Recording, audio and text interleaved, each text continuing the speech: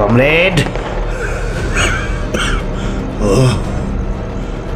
আপনি তাহলে? ছড়িয়ে পড়ল একটি স্লোগান, লাল সালাম, লাল সালাম, নকশালবাড়ি। যা দৌড়ো, তোকে ছেড়েই দিলাম।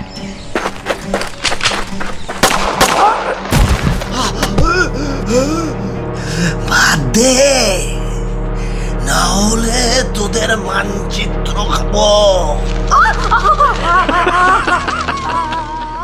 নমস্কার, দ্য স্ক্রিপ্ট কোম্পানি ইউটিউব চ্যানেলে আপনাকে স্বাগত। গল্প যেখানে সত্যি, আবার সত্যি মানেই তো গল্প। গল্প ভালো লাগলে সাবস্ক্রাইব করুন, লাইক আর বেল আইকনে টিক দিয়ে আমাদের পাশে থাকুন। আজকের পর্বে আমরা শুনব সম্রাট রায়ের লেখা গল্প কমরেড। এই গল্পে আমরা ফিরে যাব 60-70 দশকের উত্তাল বাংলার এক খণ্ডচিত্রে।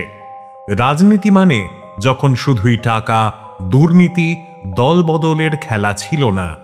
নিরন্ন ভুখা মানুষের পেটে ভাত, বেকারদের হাতে চাকরি, প্রান্তিক মানুষের সার্বিক মুক্তির স্বপ্নে বিভোর একদল যুবক যুবতীর অপরিসীম অদম্য লড়াইকে কুর্নিশ জানাতেই আমাদের এই গল্প।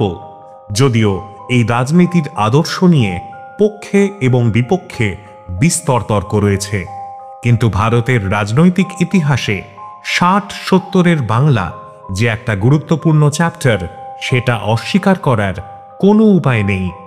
যার শুরুটা হয়েছিল আজ থেকে 6 দশকেরও বেশি সময় আগে। ওই আন্দোলনের এক গুরুত্বপূর্ণ নেতার জেলে রহস্য মৃত্যু নিয়েই আজকে আমাদের চ্যানেলে শুনুন প্রথম রাজনৈতিক গল্প কমরেড। বিধিবদ্ধ সতর্কীকরণ: ধূমপান স্বাস্থ্যের পক্ষে ক্ষতিকারক, এটা ক্যান্সারের কারণ। Smoking is injurious to health, it causes cancer. Sir, ওই যে 13-9 নম্বর দেবলেনের বাড়িটা, এখানেই তো বলেছিল লাস্ট বার 8-9 মাস আগে চিঠিটা গিয়েছিল। সকাল থেকে গরু খোঁজা করেছি, তার মাঝে রাজাগোপালের বাড়ির বৌভাত খাওয়া, তাই আবার বর্ষাকাল, এত কিছুর মধ্যে আবার নকশাল ধরো অভিযান। কনসেন্ট্রেশন বজায় রাখাটাই তো চ্যালেঞ্জ হয়ে যাচ্ছে চৌধুরী। তবুও মনে রাখতে হবে Chowdhury, we are restoring the democracy for this country. চলো দেখি, তুমি একটা কাজ করো তো, চট করে পাঁচিলটা টপকে বাড়িটায় ঢুকে পড়ো। Right sir. কমরেড,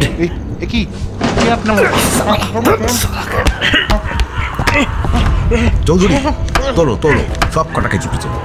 কনস্টেবল আর ড্রাইভারকে বলো রেডি থাকতে। পুরো রাজ্য কমিটিকেই যখন হাতের কাছে পেয়ে গেছি, তখন কমরেড দাদু আর কতক্ষণ পালিয়ে বেড়াবে বলো? ধরা তোমাকে পড়তেই হবে কমরেড মজুমদার।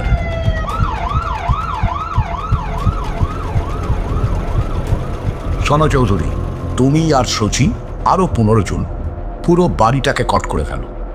প্রথমে আমি ঢুকবো, আর চার্জ বললেই তোমরা একসাথেই বাক্স ভর্তি ওই কালীপটকায় আগুন ধরিয়ে দেবে, যেন মনে হয় বাড়ির চারপাশেই ভয়ানক বিস্ফোরণ হচ্ছে।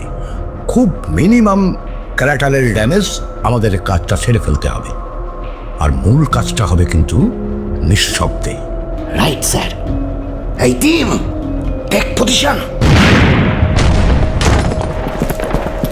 কমরেড, আপনি তাহলে? কি আর করি বলুন, দায় বড় বালাই। আচ্ছা, এই পৃথিবীর রণরক্ত সফলতা সত্য, তবু শেষ সত্য নয়। এই কথাটা কবি কেন বলেছিলেন বলতে পারেন? বিদেশি চুরুট চলে তো কমরেড?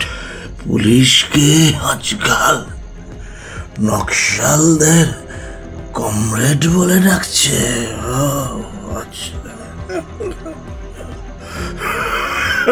আপনাদের এক সেন্টিমেন্ট কমরেড, না নিজেরা কিছু করলেন, না কাউকে কিছু করতে দিলে না। পুলিশ, রাষ্ট্র, এই সব তো অনেক বড় ব্যাপার।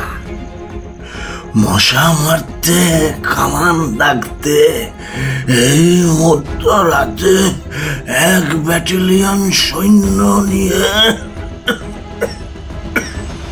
আমার পেছনে সময় নষ্ট করছেন। কি বলছেন কমরেড? ভুলে যাবেন না, অতিথিশালায় আপনার আতিথেয়তার গোটা দায়িত্ব আমাদেরই উপর। এমনকি আপনার হাতে ওই যে যন্ত্রটি, যেটা মাঝে মাঝেই মুখে না টানলে আপনার শ্বাস আটকে আসে, ওটাও আমাদের জিম্মাতেই থাকবে। কাজেই একেবারে ঠিক কথা বলেছেন দারোগা সাহেব।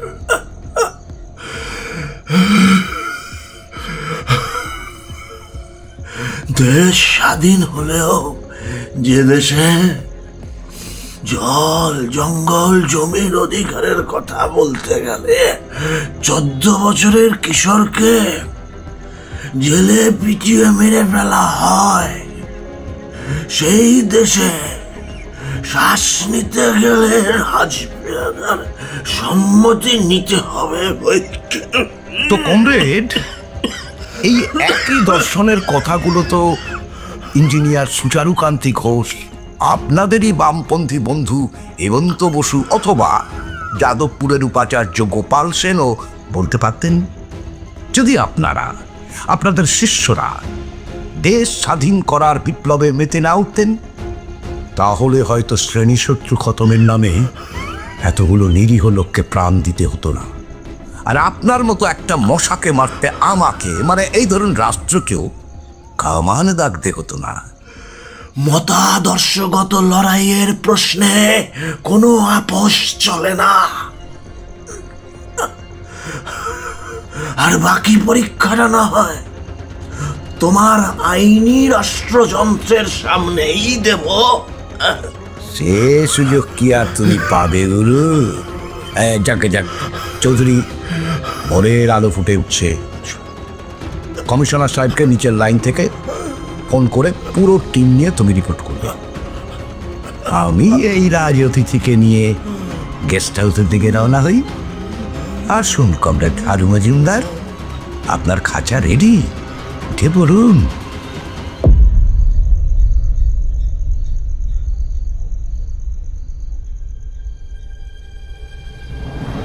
–1967 সাল। মুখ থুবড়ে পড়ল নাসার অ্যাপোলো 1 প্রজেক্ট। এক বিধ্বংসী আগুনে পুড়ে খাক হয়ে গেলেন 3 অ্যাস্ট্রোনট। বিটলসের একটা নতুন অ্যালবাম বিশ্ব রক ব্যান্ডের দিগন্তে মাইলস্টোন হিসেবে উঠে এলো। ওই বছরই বলিভিয়ায় রাষ্ট্রের হাতে খুন হলেন বিপ্লবী চে গেভেরা। উত্তাল হয়ে উঠল গোটা পৃথিবীর কমিউনিস্ট আন্দোলন। আবার এই 1967 সালেই ভারতে প্রথমবারের জন্য কংগ্রেস নির্বাচনে ধাক্কা খেল। স্বাধীনতার পর এই প্রথম পশ্চিমবঙ্গ সহ একাধিক রাজ্যে অকংগ্রেসি সরকার তৈরি হলো। আর এই বছরই বুলেটের আগুনের স্ফুলিঙ্গ দাবানলের চেহারা নিল গোটা বাংলা এবং পরে পুরো দেশ জুড়ে।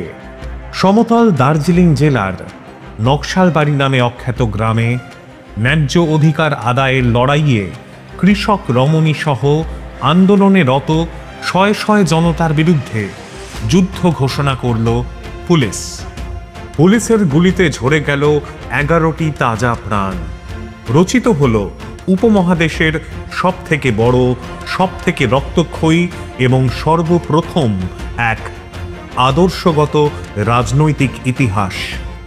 গ্রামে, শহরে, মফস্বলে ছড়িয়ে পড়ল একটি স্লোগান, লাল সালাম, লাল সালাম, নকশালবাড়ি লাল সালাম, লাল সালাম, লাল সালাম, নকশালবাড়ি লাল সালাম। নকশালবাড়ি এলাকাতে জোরদার জমিদারদের ফসলের উপরে একচেটিয়া অধিকার হঠানো, জল জঙ্গল, জমির প্রশ্নে মানুষের অধিকার প্রতিষ্ঠা নিয়ে মানুষের লড়াই ভারতীয় কমিউনিস্টদের ইতিহাসেও একটা বড় বাঁক নিল।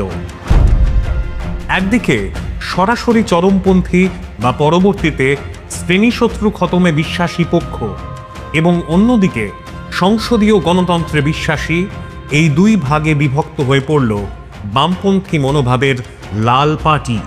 এই প্রথম অংশটি অর্থাৎ সশস্ত্র বিপ্লবে বিশ্বাসী অংশটি সাধারণ মানুষ ও রাষ্ট্রযন্ত্রের কাছে নকশাল বলে চিহ্নিত হয়ে গেল। দিনবদলের স্বপ্নে বিভোর বঙ্গ যুবরা বড় বেশি তাড়াহুড়ো করতে গিয়ে বড্ড অসময়ে ঝরে পড়লেন একে একে। হয়তো অভাব ছিল যোগ্য নেতৃত্বেরও। 1 দশকের নিরন্তর লড়াই শেষে যাঁরা বেঁচে রইলেন, ব্যর্থতার এক চির হতাশা গ্রাস করে রইল তাদের। এর থেকে পুলিশের গুলিতে মরে গেলেও হয়তো ভালো ছিল। এমন এক যুগ সন্ধিক্ষণের সময় রাজনৈতিক ছদ্মবেশে সামাজিক অপরাধ ও বিপরীতে রাষ্ট্রীয় সন্ত্রাসের এক জ্বলন্ত দলিল হয়ে উঠেছিল বাংলা ও ভারতের বিশেষ কিছু অংশ। পরবর্তী 1 দশক ব্যাপী কলকাতার রাজপথেও উত্তরবঙ্গের বিপ্লবের যে বসন্তের বজ্র নির্ঘোষ দেখা গিয়েছিল, তারই প্রেক্ষাপটে এই কাহিনী তৈরি হয়েছে। শুধুমাত্র কিছু আইনি এবং ঐতিহাসিক গোপনীয়তার জন্য কিছু চরিত্র ও ঘটনা আংশিকভাবে পরিবর্তন করা হয়েছে। পরিবর্তন করতে হয়েছে বেশ কিছু নামেরও।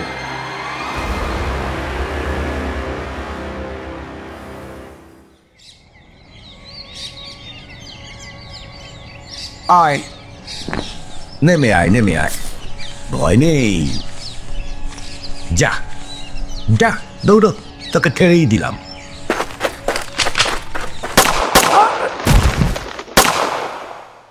নমস্কার, শুরু করছি আজকের বিশেষ সংবাদ। গতকাল সন্ধ্যের পর থেকে বিশেষত কাশীপুর, দমদম এবং বরানগর অঞ্চলে ব্যাপক পুলিশি অভিযান ও ধরপাকড়ের ফলে অন্তত 150 জন দুর্বৃত্ত ও নকশালপন্থী যুবককে গ্রেপ্তার করা হয়েছে। এই ঘটনা প্রসঙ্গে রাজ্যের পুলিশ মন্ত্রী কড়া বিবৃতিতে জানিয়েছেন, PW1 দর্পণগু হাজির। Case number 13/1998, state of West Bengal versus Ranu Guhaniyogi. Mister Mukherjee, আপনার সওয়াল জবাবের যে অংশ আমরা শুনানি করে ফেলেছি, তা বাদে PW1 সেদিন আরও কিছু বলতে চেয়েছিলেন, right? With your due permission, sir. Please mister Mukherjee. Yes madam, আপনি বলছিলেন যে 26শে জুলাই 1972 রাতে কলকাতা পুলিশের একটি বিশেষ দল, যার নেতৃত্বে ছিলেন অফিসার রানু গুহ এবং রঞ্জিত গুপ্ত, তাঁরা আপনাকে গ্রেপ্তার করেন।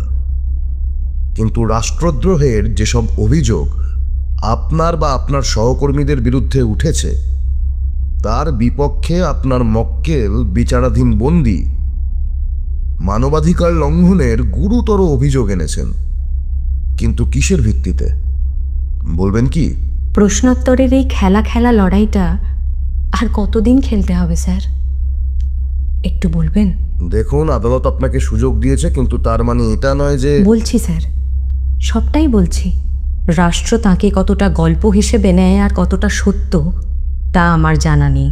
সেদিন রাতের কথাটা তো সবাই জানতে চায়, কিন্তু 67তে নকশাল বাড়িতে যখন 30 জন, আগে হ্যাঁ, ধানের আধা আধি ভাগ করার শর্ত কিনতে গিয়ে 30টা তাজা প্রাণ ঝরে গিয়েছিল আপনাদের স্টেট মেশিনারির। অপ্রাসঙ্গিক আলোচনা করবেন না ম্যাডাম। আপনাকে শেষবার এই আদালত সাবধান করছে। ইতিহাস চর্চার সুযোগ মিডিয়া ট্রায়ালেও হতে পারে। আপনি এই মুহূর্তে শুধুমাত্র আপনাদের মামলা সংক্রান্ত বিষয় নিয়েই কথা বলুন। সেই রাতে আমি, মলয়া আর বিপাশা ছিলাম মেডিকেল কলেজে, বস্তি এলাকার চিকিৎসার জন্য পার্টির মেডিকেল টিমে। দর্পণাদি, ডাক্তারবাবু ডাকছেন, একটু কেবিনে আসো। আমাকে? চলো তো দেখি। এই আসছে চার্জড। কে আপনারা?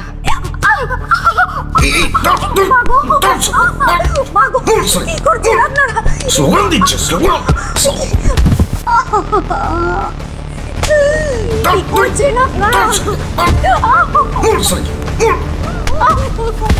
সরকারের বাঁচাটা কুত্তা হলে আমাকে নিয়ে যাচ্ছে। আমি জানি তোদের কিভাবে সরাস্ত।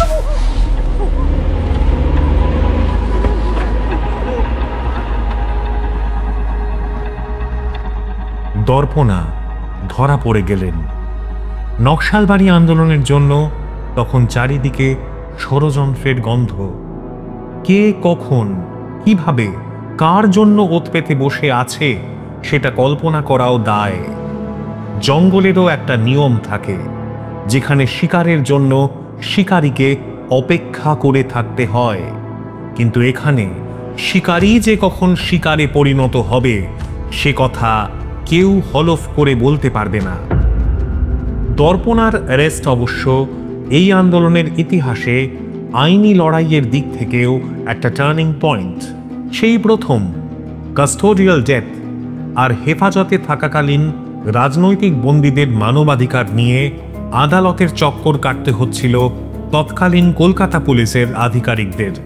এই মামলার প্রসঙ্গে বারবার ঘুরে ফিরে আসে কমরেড হারু মজুমদারের কাস্টোডিয়াল ডেথের প্রসঙ্গ।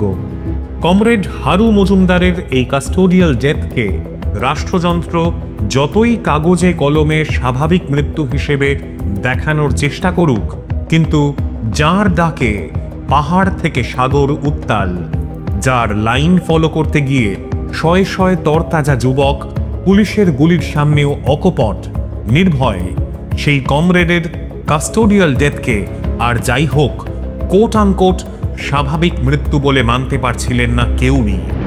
এমনকি সরকার পক্ষেও হারু মজুমদারের মৃদু সাপোর্টাররা পুলিশের স্বাভাবিক মৃত্যুর তত্ত্ব মানতে নারাজ ছিল। কিন্তু হারু মজুমদারের প্রসঙ্গে আসার আগে জানতে হবে অ্যারেস্ট হওয়ার পর দর্পণার কি এমন হয়েছিল যাতে তাকে আদালতের দ্বারস্থ হতে হয়।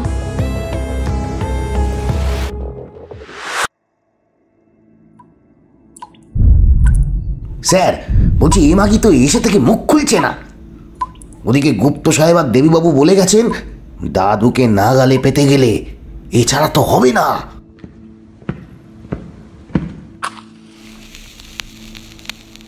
শুয়োরের বাচ্চা, তুই কি এখনো কিন্ডার গার্ডেনে পড়িস নাকি? শালা পুলিশ হয়ে পুলিশের কাছেই কমপ্লেন জানাচ্ছিস। Sorry sir.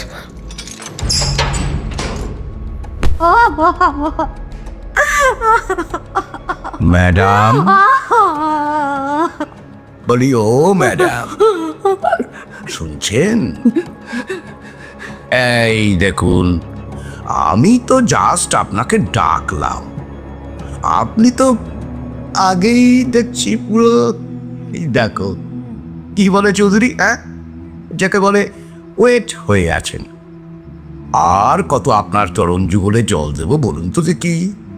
কিচ্ছু লাভ নেই, তোর বাপ কাকারা হেডিয়ে মরেছে। তেভাগার লাল আগুনে শ্রীকাকুলাম জ্বলছে, শ্রীকাকুলামের তেজে বরানগর আর কাশীপুর, আর তোর লাল বাজারে। শোন শালি, তোকে যেভাবে পোকার মতো করে রেখেছি, তোদের কমরেড কাকাকেও ঠিক দরজার ওপারেই। এই যে রুলটা দেখছিস, এটা দিয়েই চোখের ঠিক 2 ইঞ্চি ওপরে। এই চৌধুরী, দেখিয়ে দাও ম্যাডামকে ঠিক কোন জায়গায়। দিচ্ছি স্যার। সালি, আরে করো কি চৌধুরী? স্যার তোমার কোনো সিভিল সেন্স নেই নাকি? Sorry sir. কি যেন বলে? আরে বলো না, সব ইন্টারন্যাশনাল কনভেনশনস, হিউম্যান রাইটস, তোমরা তো কিছুই মানবে না দেখছি। সরে এসে দিয়ে। ওরে বাবা, উনি একজন দিদিমণি বলে কথা, তাও আবার অঙ্কের দিদিমণি। আমি আবার জ্যামিতিটাতে একটু কাঁচা, বুঝলে? আপনি চাইলেই উনি আপনাকে শিখিয়ে দেবেন স্যার। না আজ থাক, তার চেয়ে বরং আবার শোন দিদিমণি, তোরা তো নকশাল করিস, তোদের তো আর বিয়ে টিয়ে হবে না। আমি বরং তোর বিয়ের নেকলেসটা মুফতে গিফট করে দিয়া। কি বলছেন স্যার? ইস, বিয়ের নেকলেসটা আপনিই দেবেন? আপনার বিদেশি চুরুটের নেকলেসটা ম্যাডামের গলায় মানাবে ভালো স্যার।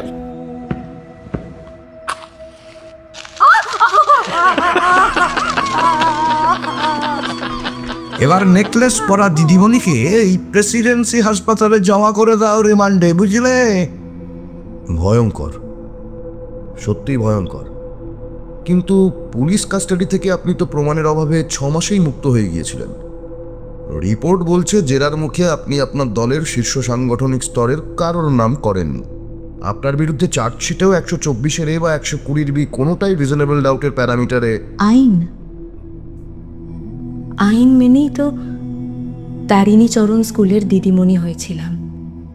বস্তি এলাকায় ছোট ছোট ছেলে মেয়েদের নিয়ে কাজ করতে করতে কখন যে কমরেড বিপাশা আর মলয়াদের সঙ্গে ভাব জমে গিয়েছিল। আর ছিলেন কমরেড কাকা। পার্টি দুভাগ হয়ে গেল জানেন, 64-র পর 67-তে আরেকবার। পার্টির নতুন চেহারায়। শ্রেণী শত্রুদের কোনো আপোষ থাকবে না, লড়াই হবে মুখোমুখি রাস্তায় নেমে। যাদবপুরের তরুণ কবি তিমির, ওর মাস্টার মশাই ছিলেন কবি শঙ্খ ঘোষ। পুলিশের ভ্যানের মধ্যে বসে গুলি চালানো, তাও বিচারাধীন বন্দির তল পেটে। আপনাদের আইনের ধারাতে এসব আছে না? কি বলেন স্যার? আপনি আবার মামলার প্রসঙ্গে কথা না বলে। ম্যাডাম, আপনি বুঝতে পারছেন না যে এসব স্টেটমেন্টের কোনো অ্যাডমিশন হয় না। আমি আবারও বলছি, আমার এখনকার প্রশ্নের উত্তর যদিও আপনি নাও দিতে পারেন, কিন্তু মানবাধিকার লঙ্ঘন সংক্রান্ত যেসব অভিযোগ আপনারা এনেছেন সেই একই ধরনের অভিযোগ মিস্টার হারু মজুমদারের মৃত্যু সংক্রান্ত মামলাতেও যুক্ত হয়েছে। কাজেই আপনি এই আদালতকে জানান কি পরিস্থিতিতে আপনি হারু মজুমদারের সঙ্গে সংযোগ স্বীকার করেছিলেন। কমরেড মজুমদারকে আমি সেই সময় দেখিনি, কাজেই তার হদিশ আমার পক্ষে দেওয়া সম্ভব ছিল না। কিন্তু কেস ডায়েরি অনুযায়ী হারুবাবুকে তার স্ত্রীর লেখা একটা চিঠির সূত্র ধরেই পুলিশ গ্রেপ্তার করতে সক্ষম হয়। হ্যাঁ, ঠিক সেই কারণে আমিও জেল থেকে ছাড়া পাওয়ার পর গ্রেপ্তারি এবং মৃত্যুর কথা জেনেছিলাম এক বিশেষ সোর্সের মাধ্যমে। বেশ। হারুবাবুর চিঠি তার স্ত্রী ও পরিবারের কাছে পৌঁছে দিত একটি বাচ্চা ছেলে। দার্জিলিং মেল ধরে প্রতি বৃহস্পতিবার, মাসে বড়জোর 2 বার। আপনাদের পার্টির খতম লাইনের নেতা নিশ্চয়ই সেই বাচ্চাটিকেও 2 বারের বেশি বিশ্বাস করতেন না? তখন দেশীয় অস্ত্রের সাহায্যে রাষ্ট্রের দালালদের খতমের লাইন নিয়ে নকশালদের মধ্যে তীব্র বিরোধ। কমরেড হারু মজুমদারের বার্তায় উত্তাল হয়ে উঠছে গ্রাম, শহর, মফস্বল। কিন্তু হারু কোথায় সে কথা তার একেবারে বিশ্বস্ত কমরেড ছাড়া আর কেউই তেমন জানতেন না। পুলিশও ছাড়ার পাত্র নয়, কিন্তু ঘনিষ্ঠদের উপরে নজর রেখে বিশ্বস্ত কমরেডদের জেলের ভিতরে অকথ্য অত্যাচার করে, এমনকি খোঁচড় লাগিয়েও কোনো খবর পাওয়া যাচ্ছিল না। হারু কোথায়, কি করছে, রাষ্ট্রের কাছে এই প্রশ্নের কোনো উত্তর ছিল না। ইন্টেলিজেন্স ইনপুট বারবার ফেল করছিল। যতবার জাল ছেড়ে যাচ্ছিল, রাষ্ট্রীয় ষড়যন্ত্র যেন মাত্রা বাড়াচ্ছিল। যেন এক অদ্ভুত ইগোর লড়াই চলছে। একদিকে কমরেড, অন্যদিকে পুলিশ। এরই মধ্যে সবুরে মেওয়া ফলল। গোপন সূত্রে পুলিশ খবর পেল হারু মজুমদারের বিশেষ বার্তা নিয়ে তাঁর বার্তাবাহক এক কিশোর কলকাতা থেকে রওনা দিচ্ছে উত্তরবঙ্গের পথে। চৌধুরী, চার্জ। স্যার, আমাকে ছেড়ে দিন। হ্যাঁ জাদু, এবার চলো, তোমার দাদুর খবর নেব মামা বাড়িতে বসে বসে। হ্যাঁ স্যার, আমি কিছু জানি না, আমার কাছে শুধু এই চিঠিটা আছে। এটা আমি শিলিগুড়ির কাছে একটা ওষুধের দোকানে দিয়ে দিতাম। স্ট্রেঞ্জ, দাদু তাহলে জামশেদপুরে নয়, এই কলকাতাতে কাপটি মেরে বসে আছে। লোহা গরম আছে স্যার, ডান্ডাটা এবার মেরেই দিন। একই সামনে ইলেকশন। যুক্ত ফ্রন্ট ভেঙে আবার যুক্ত ফ্রন্ট হয়েছে। 71-এ ওরা যেখানে 108 জনকে কলকাতাতে খুন করেছে, সেখানে কিন্তু এবছর এখন অবধি মাত্র 8। শুধু দাদুকে পেলেই বাকি রোয়াবটাও পেছনে ঠুকিয়ে দেব, বুঝলে চৌধুরী? কাশীপুর বরানগরের পর এমনিতেই ওরা বেশ চাপে আছে। এদিকে সিপিএম কংগ্রেসও এলাকায় এলাকায় ওদের খতম করছে। প্রমোদবাবু তো বলেই দিয়েছে আমাদের বন্দুকের নলে নিরোধ লাগানো আছে কিনা। তো বন্দুকের জোরটা এবার বাঙালিকে দেখাই, কি বলো? হ্যাঁ, যা বলেছেন স্যার। বিপ্লবের নামে ইন্টেলেকচুয়াল রোমান্টিসিজমে শেষ বোকাটা মারতে পারলেই বলা যায় না 26শে জানুয়ারিতে সিএম হয়তো আপনার নামটাই নয়াদিল্লিতে ম্যাডামকে অনেক যাকে বলে রেকমেন্ড করে দিলেন। ওহ চৌধুরী, গণতন্ত্রকে রক্ষার কাছে ওসব মেডেল ফেডেল anything for greater interest. Right sir, absolutely right. তবে আর দেরি নয়, সূত্র ধরে আজই চলো বেরিঘাটা। আর এই মিচকে খোঁচরটাকে সঙ্গে নিয়ে, বুঝলে?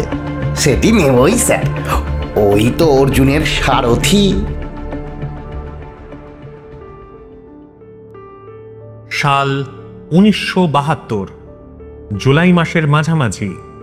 3-4 দিনের টানা গরমের পর কয়েক পশলা বৃষ্টিতে শান্তির ঘুমে আচ্ছন্ন শহর কলকাতা। রাস্তায় একটা ভবঘুরে পর্যন্ত নেই, সব কেমন যেন শান্ত, যেন ঝড় ওঠার আগে থম মেরে রয়েছে প্রকৃতি। পরের দিন প্রকাশিত খবরের কাগজগুলো ততক্ষণে ছাপা হয়ে গিয়েছে।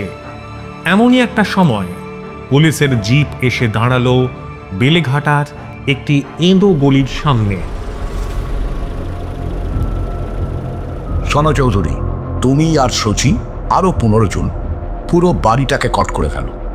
প্রথমে আমি ঢুকবো, আর চার্জ বললেই তোমরা একসাথেই বাক্স ভর্তি ওই কালীপটকায় আগুন ধরিয়ে দেবে, যেন মনে হয় বাড়ির চারপাশেই ভয়ানক বিস্ফোরণ হচ্ছে।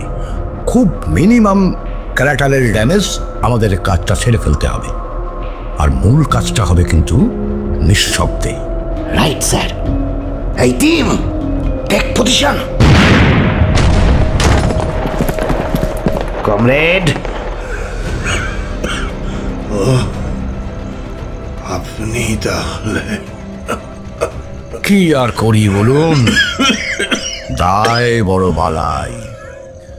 আচ্ছা, এই পৃথিবীর রণরক্ত সফলতা সত্য, তবু শেষ সত্য নয়।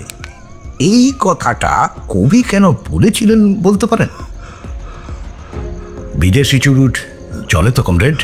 পুলিশকে আজকাল নকশালদের কমরেড বলে ডাকছে।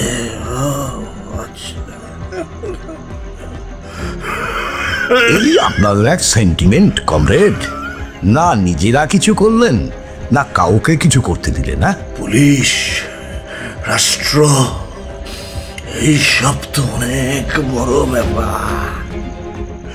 মশা মারতে, কামান ডাকতে এই মধ্যরাতে 1 ব্যাটালিয়ন সৈন্য নিয়ে আমার পেছনে সময় নষ্ট করছেন। কি বলছেন কমরেড? ভুলে যাবেন না, অতিথিশালায় আপনার আতিথেয়তার গোটা দায়িত্ব আমাদেরই উপর। এমনকি আপনার হাতে ওই যে যন্ত্রটি, যেটা মাঝে মাঝেই মুখে না টানলে আপনার শ্বাস আটকে আসে, ওটাও আমাদের জিম্মাতেই থাকবে। কাজেই একেবারে ঠিক কথা বলেছেন দারোগা সাহেব।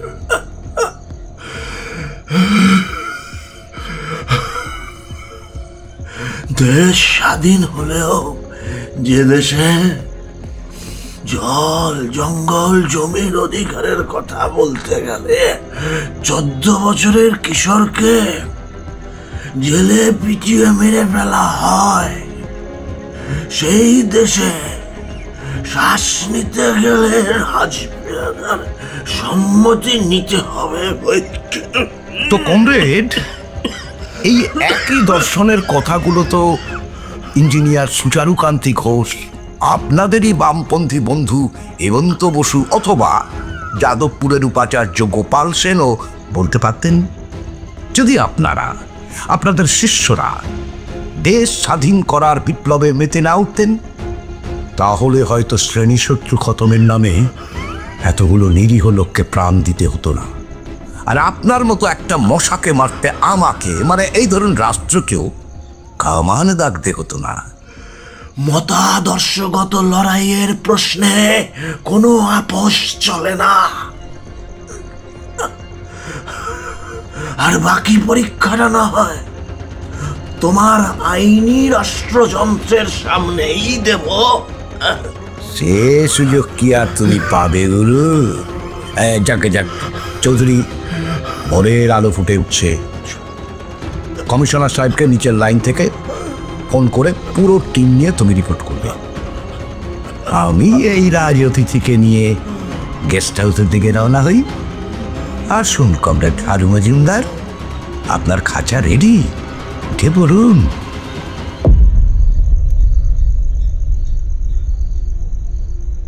এই অবধি তো পুলিশের কেস ডায়েরিতেই রয়েছে, কিন্তু আপনাদের নেতা গ্রেপ্তারের মাত্র 12 দিনের মাথায় হাসপাতালে মারা গেলেন।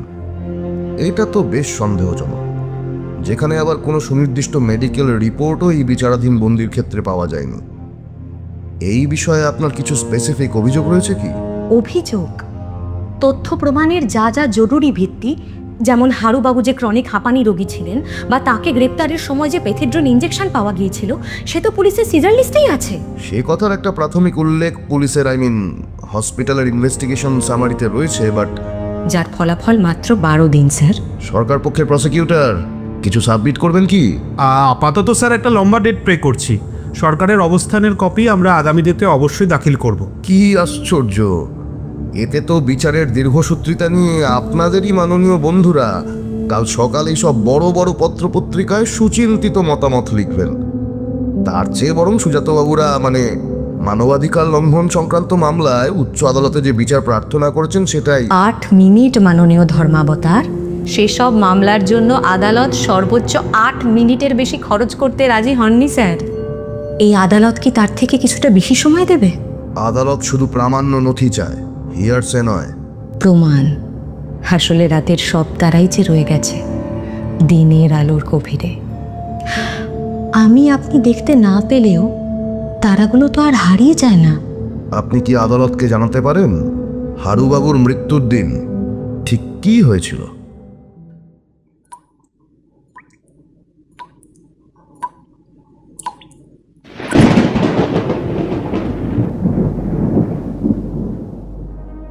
বিপ্লবের কি অভূতপূর্ব সমাপতন, হ্যাঁ? কি বলেন কমরেড? একই চার দেয়ালের মধ্যে সংসদীয় গণতন্ত্রের প্রতিনিধি আর খতমতান্ত্রিক গণতন্ত্রের প্রতিনিধি একসাথে বসে ধূমপান করছে। তো বাবা যায়। সরি সরি সরি, আপনাকে তো এর অফারই করা হলো না। কি চলবে তো? সংসদীয় গণতন্ত্র, সংসদ আর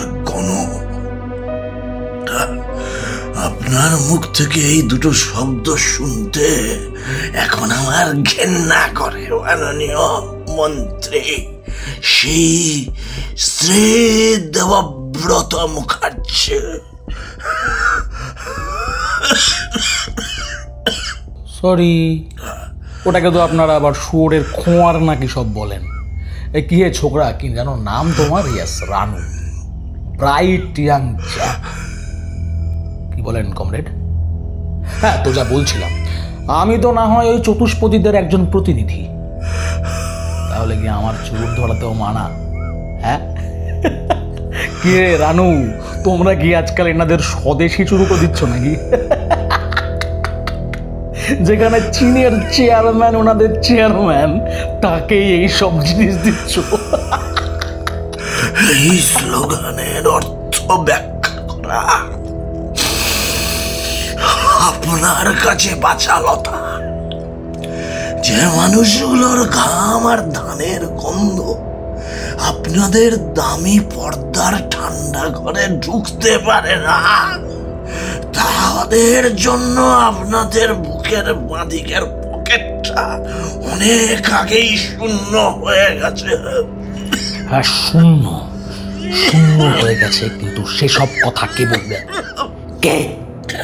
তোদের পার্টির ছোকরাগুলো, যাদের কাশীপুরে আর বরানগরে ভোরের আলো ফোটার আগেই ভোটের দিন ময়দানে কুকুরের মতো দৌড় করিয়ে মেরেছি, তারা বলো না তোর কমরেড মাও? জানি জানি জানি জানি,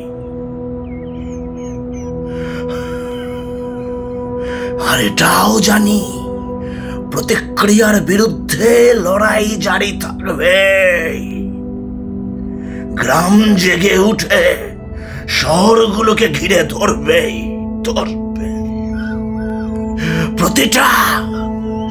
প্রতিটা খুন আর প্রতি ফোঁটা তরুণ রক্ত তার হিসেব ঠিক বুঝে নেবে।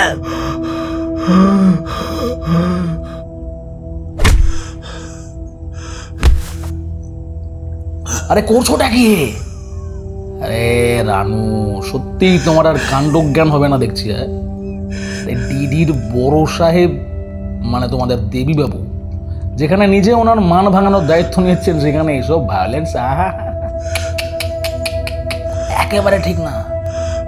তারপরে এখন সবে মাত্র ম্যাডাম এশিয়ার মুক্তি সূর্য হয়ে উঠেছে। আরে মানুদা তো আমাকেই শেষে, সরকার তো আর তোমাদের চালাতে হয় না, বুঝবে কি?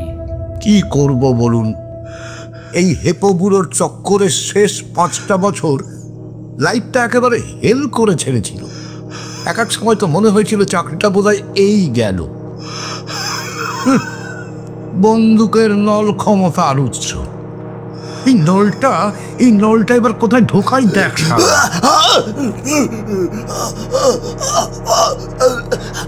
আরে রানু রানু রানু রানু, তুমি তো থামো তো দেখি।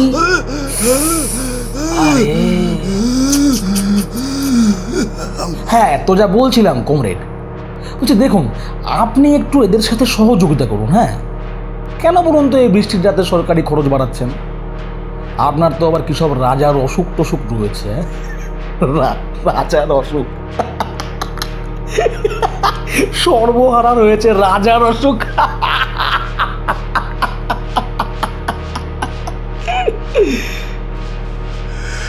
এই রাষ্ট্রের পোষা পেয়াদাদের ক্ষমতা নেই আমার বা আমার কমরেডদের মুখ থেকে একটা শব্দ বার করে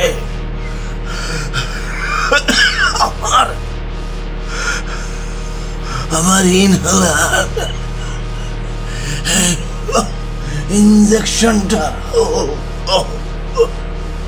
লীলা কোথায়? লীলা লীলা আস্তে আস্তে আস্তে আস্তে আস্তে, এত উত্তেজিত হলে কি করে হবে কমরেড? কি গো দারোগা, আরে তোমাদের লিস্টিতে দাগ মিলিয়ে সব বাজেয়াপ্ত করেছিল তো? রাষ্ট্রবিরোধিতা, সঠিক বিচার তো হওয়া চাই। হ্যাঁ স্যার, সিজার লিস্টে তো রয়েছে কয়েক হাজার টাকা, আর এই বিদেশি কিছু চিঠি, আর হ্যাঁ কিছু মেডিসিন ইনক্লুডিং এই আপনার পেথিট্রি। গণতান্ত্রিক রাষ্ট্রে একটু শ্বাস নিতে গেলেও মন্ত্রী মশাইয়ের অনুমতি লাগবে। সাবাস সাবাস। হ্যাঁ লাগবে লাগবে, অনুমতি লাগবে। তোমার এই হেপো ফুসফুসে আর কয়েকটা দিন একটু খোলা হাওয়া টানার শখ থাকে এখনো? তাহলে চটপট বলো দেখি, প্রাদেশিক কমিটি কোন কোন নেতার চিঠি অন্ধ্রের কমিটির কাছে পৌঁছে গেছে? কারা কারা ইনভলভ? ঘরের মেয়েদের কি এই কাজে তোরা ব্যবহার করছিস? হ্যাঁ, অ্যাকশনের ম্যাপগুলো কোথায় কোথায় রেখেছিস? Highly সাসপিসাস and dangerous to the democracy sir. এই ম্যাপগুলোই সবচেয়ে বড় ইন্ডিকেটিভ এভিডেন্স। এই বুড়ো, কোন কোন ব্যাংক ডাকাতি প্ল্যান আছে তোদের বল শালা? আর্মসের জন্য ফান্ড কালেকশন, তাই না?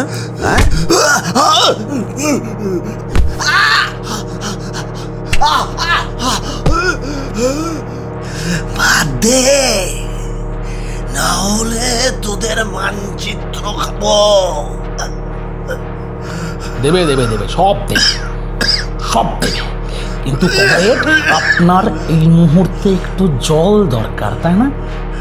হ্যাঁ, কই রানু, রাজনৈতিক বন্দিকে একটু জল টল দাও, একটু মানবিক মুখ দেখাও। কি কমরেড? এই রানু দাও। আরে আরে আরে আরে সব কি অসভ্যতা! কি করব বলুন স্যার, ওনারও চেষ্টা পেয়েছিল আর আমিও দেখলাম বিপ্লবের মুখে পেচ্ছা। থাক থাক থাক থাক ভাই, তোমার মুখের ভাষাটা একটু সংযত করো, অত ডিটেলসে গিয়ে লাভ নেই। হ্যাঁ, এইবার একটু সিভিলাইজড হও। ভাষার কথাই মনে পড়লো, যুগান্তরকে একটু দেখে নিও, কাল আবার ওরা কিছু না লিখে বসে। কমরেডের মেডিকেলটা করেছো তো, নাকি ব্যস্ততায় সেই সময়টাও পাওনি নাকি? দেবীবাবু তো বললেন স্যার মেডিকেল এখন কিছু হবে না, আর তাছাড়া ওর বাড়ির লোকেরা আসছেন দেখা করতে রোজই, টু মাচ রিস্কি স্যার। আর আমির বাচ্চাটা সেদিন আবার দেখি বলছে আমাকে এরা ঘুমোতে দেয় না। সত্যি তো, সত্যি তো, কি অন্যায় বলুন তো দেখি কমরেড। হ্যাঁ, এই মধ্যরাতে আপনার সাথে বসে বসে এসব মশকরা, আরে এসবের কি এখন সময় নাকি বলুন তো? এখন তো আপনার বউয়ের পাশে শুয়ে বেশ আয়েশ করে, আরে যাকে বলে কি যেন বলে রানু, তোমরা আবার ইয়াং ব্লাড, তোমরা বেটার বলবে। আর আমি কি বলবো স্যার? তো আপনারা বলবেনই, গণতান্ত্রিক মুক্তিকামী মানুষ যখন ঐতিহাসিক সন্ধিক্ষণে দাঁড়িয়ে একটার পর একটা দেয়াল নাড়িয়ে দিচ্ছে, ভিয়েতনাম থেকে কিউবা হয়ে যখন বোম্বের জুট মিলের শ্রমিকরা নকশালবাড়ির জঙ্গলের মতো মানুষের সাথে, অসীমাদের সাথে গলা তুলছে,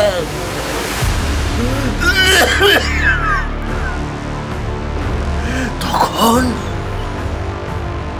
ঠিক তখনই সরীসৃপদের ঘুমিয়ে পড়তে ইচ্ছা করে। এই দশক মুক্তির দশক, এই দশক জেগে থাকার দশক।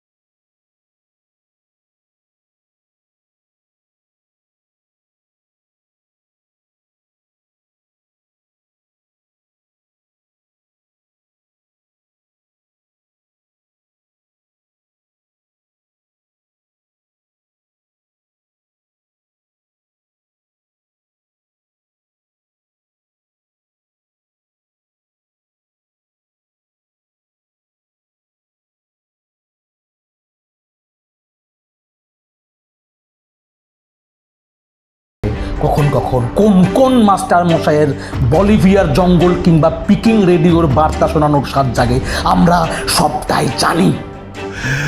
আপনাদের মতো মেরুদণ্ডহীন প্রাণীর সামনে আমি যথেষ্ট। আমার পিছনে দাঁড়িয়ে থাকা লাল ফুজকে আপনারা টাচ করতেও পারবেন না। এভাবে হবে না হোপলেস, বুঝলে? তোমরাই ঠিক, তোমরাই ঠিক। আঙুল থেকে নখগুলো উপরে না ফেলতে পারলে অথবা পেরিক ঢুকিয়ে যুদ্ধ শুরু আজ কমরেড। জাগো জাগো সর্বহারা, সুরের বাচ্চা, জাগো জাগো সর্বহারা।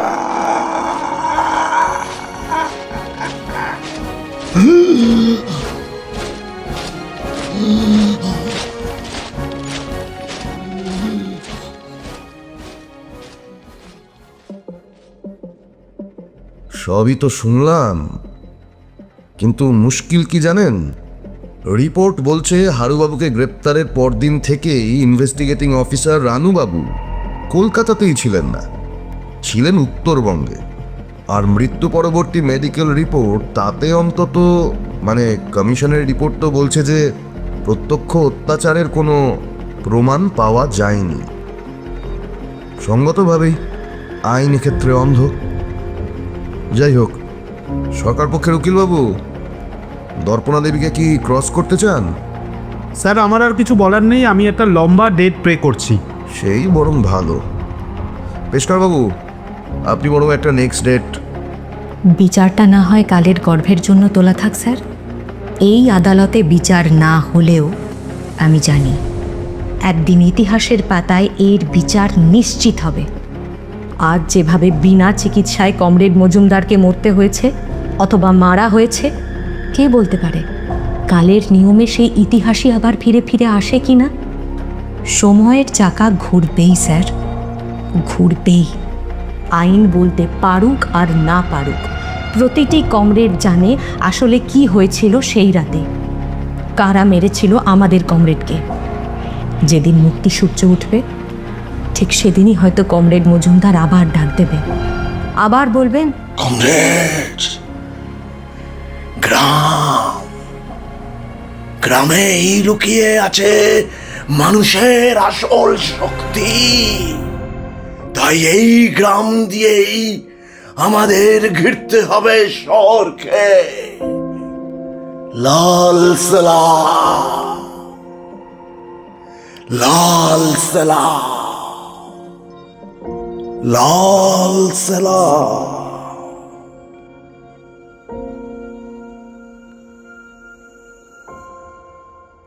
এতক্ষণ শুনছিলেন সত্যি ঘটনা অবলম্বনে সম্রাট রায়ের লেখা গল্প কমরেড। অভিনয় জয় সাহা, সৌনক সান্যাল, দেবতনু রাহা, দীপ্তজিৎ রায়চৌধুরী, শুভ বিশ্বাস, সুশান্ত দাস। রানুর ভূমিকায় সঞ্জীব রাহা, দর্পণার চরিত্রে চান্দ্রেই নিয়োগী এবং হারু মজুমদারের ভূমিকায় অভিজিৎ ঘোষ। সূত্রধর ও গল্প পাঠে সৌনক সান্যাল, শব্দবিন্যাসে সুশান্ত দাস, গ্রাফিক্স সৌরদীপ ঘোষ, অডিও রূপান্তর জয় সাহা, পরিচালনায় দীপ্তজিৎ রায়চৌধুরী। আজকের গল্প শেষ হলো ঠিকই, কিন্তু আপনার সঙ্গে আমাদের সম্পর্ক শুরু হোক ঠিক এখান থেকেই। ভালো লাগলে লাইক, শেয়ার অ্যান্ড সাবস্ক্রাইব করুন, তাহলে পরের পর্বে দেখা ও শোনা হচ্ছে।